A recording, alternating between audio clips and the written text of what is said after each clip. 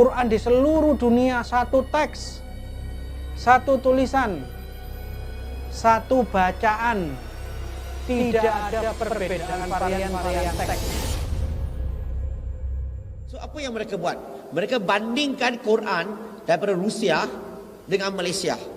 Mereka bandingkan Quran China dengan England. Mereka bandingkan Quran Afrika dengan Pakistan. Macam inilah mereka banding. Kesimpulan yang mereka dapat adalah tak ada dua Quran yang berbeza. Maksudnya apa? Maksudnya 42,000 naskah, semuanya Quran sama. Dulu saya dengan Gus Dur bicara seperti ini. Kata Gus Dur, ya memang begitu Pak Sakur. Saya ini beragama kayak pegang bara. Dilepas nggak boleh, dipegang saya sakit. Ya kan artinya. Oleh karena itu yuk sekarang kita berpikir. Jangan takut murtad dong. Daripada kamu mempercayai sesuatu yang tidak benar. Betul nggak? Ya iya, berpikir kritis. Selama ini kita dididik beragama ini dengan cara pejamkan matamu, matikan lampu, tutup jendela, kunci pintu. Yakinlah begitu caranya. Selama ini kan begitu. Pokoknya kan begitu.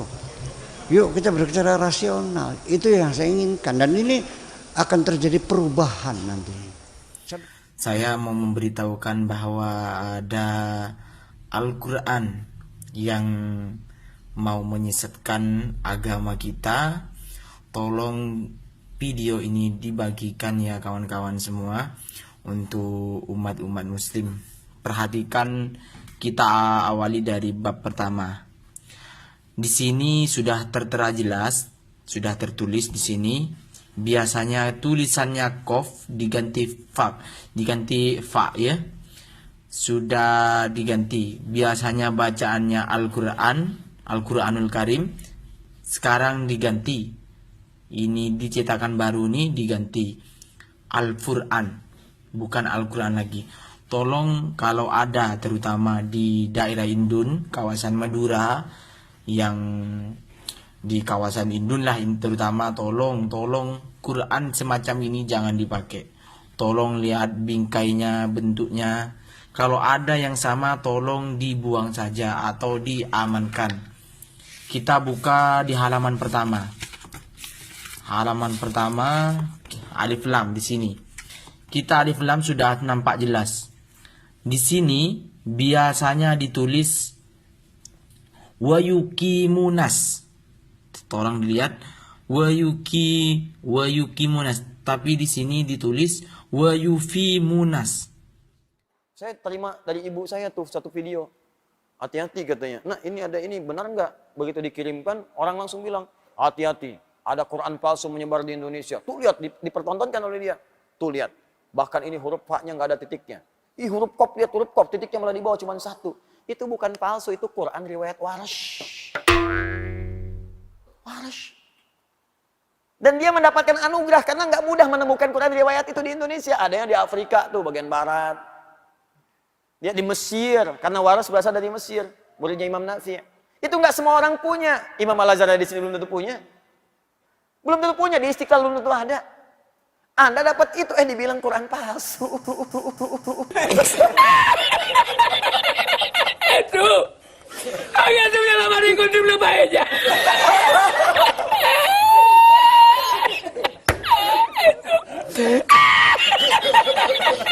Dan kita sebagai umat muslim juga percaya bahwasanya Al-Quran ini adalah wahyu yang diturunkan sebagai puncak dan juga penyempurna dari wahyu-wahyu yang sebelumnya yang diturunkan semenjak Nabi Adam alaihissalam.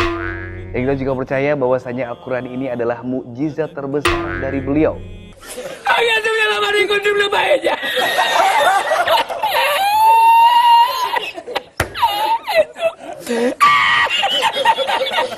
Di berbagai negara sudah tersebar mushaf Al-Quran. Dan di masing-masing negara pun perbedaan penulisannya berbeda-beda antara negara yang satu dengan negara yang lainnya.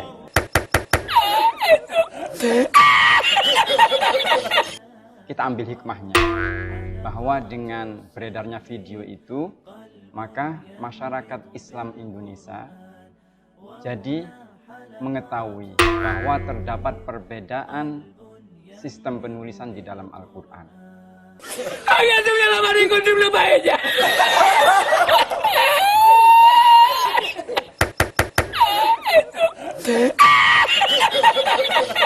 Kita mungkin sedikit membongkar Ustaz ya. Ini adalah Al-Quran dari Maroko.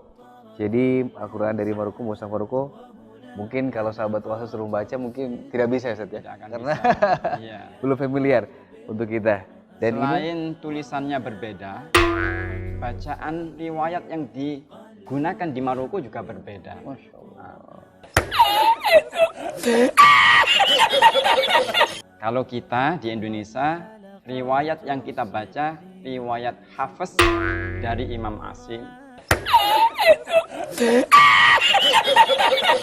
Y la encontré porque estaba la paellera agarrada metida entre las piedras de Chipiona, del faro. Y cuando entro en el restaurante me ve el cocinero con una paellera y a ver solamente paellera. Agar kita lebih melek, dan ternyata saya juga baru tahu ada 4 perbedaan penulisan dari masing-masing negara. Dan kita sebagai negara Indonesia, warga Indonesia, mempunyai standar sendiri. Iya. Hágase la mano y encontré una paella.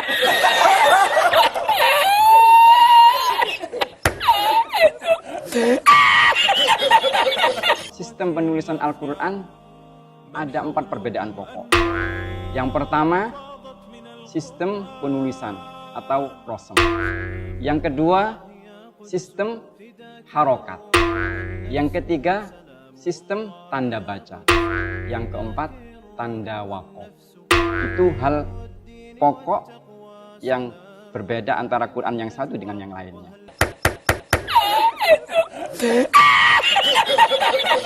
Dan semuanya itu adalah benar. Karena tadi mampu menghantarkan pembaca membaca Al-Quran dengan baik. Itu mungkin. Hágase la mano y encontré una paella.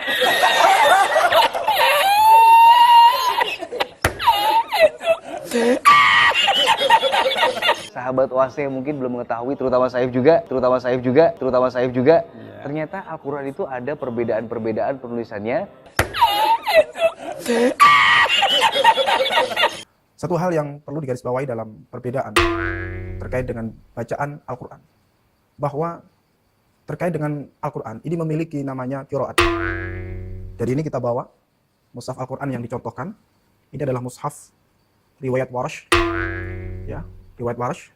Ini dipakai menjadi mushaf resmi di Maroko. Kemudian yang ini adalah mushaf dengan riwayat Ad-Duri dari Abu Amr. Kemudian ini adalah mushaf dengan riwayat Qalun dari Imam Nafi.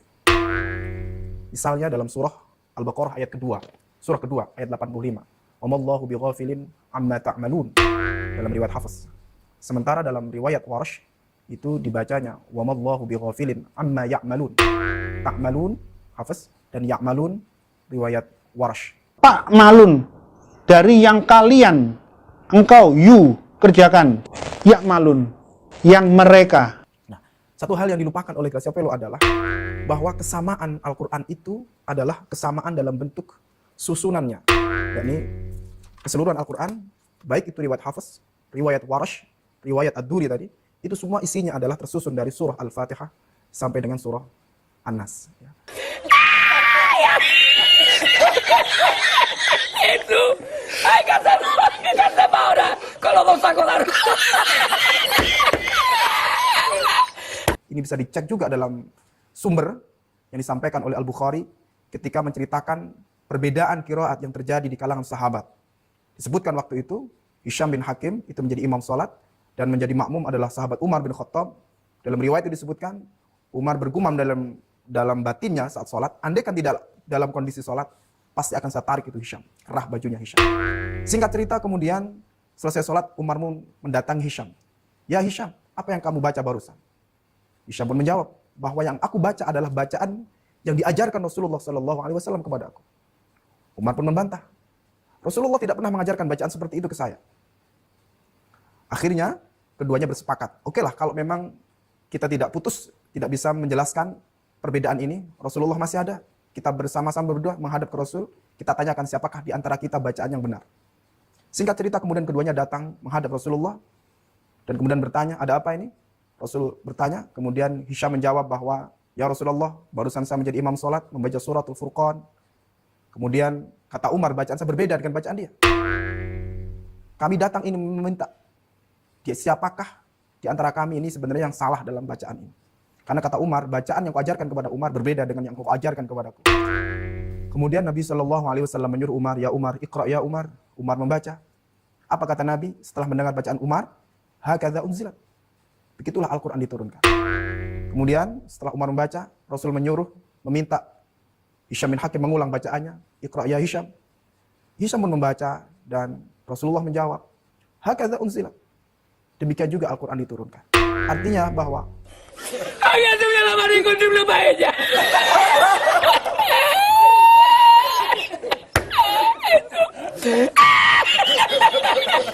tapi intinya bahwa bacaan Al-Quran itu tidak tunggal. Bacaan Al-Quran tidak tunggal. Demikian penjelasan terkait perbedaan varian bacaan qiraat itu sudah terjadi di masa Rasulullah SAW dan semua sudah tercover dalam mushaf-mushaf yang ada, baik itu riwayat Qalun, baik itu pada riwayat Ad-Duri maupun riwayat Warash An-Nafi. Qiraatus Sabah hanya terjadi, hanya pernah ada sebelum zaman Utsman selama Muhammad masih hidup. Sejarah kodifikasi Al-Quran yang seperti ditulis dalam buku-buku seperti ini, bahwa memang terjadi penghilangan dengan sengaja dan hanya diperbolehkan satu versi tulisan Quran, satu bentuk huruf Quran, satu dialek Quraisy, dan hanya boleh ada satu versi bacaan Quran, yaitu bacaannya Utsman. Tidak diperkenankan ada qiraat-qiraat yang berlainan, 7 bacaan, tidak boleh. Jikalau semua Al-Quran yang berbeda dari versinya Utsman sudah dihilangkan, disobek-sobek, dimusnahkan, termasuk Qurannya Muhammad yang asli, dibakari, dimusnahkan, maka di seluruh dunia saat ini tidak boleh ada Quran yang ayatnya di sini dengan yang di sana beda-beda, itu tidak boleh.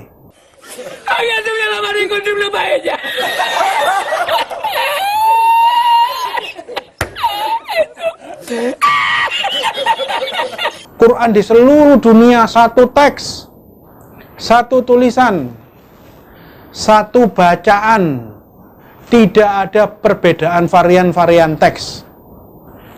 Terus terang, hal ini tidak sesuai dengan fakta yang terjadi sebenarnya. Oleh karena itu, yuk sekarang kita berpikir, jangan takut murtad dong. Daripada kamu mempercayai sesuatu yang tidak benar. Kita bangga menghafal Al-Quran tapi tidak memahami Al-Quran. Senang mengulang berbahasa Arab tapi tidak mengerti bahasa Arab. Suka membaca Al-Quran tapi tidak memahami maknanya. Akhirnya apa? Menjadi keledai di Indonesia.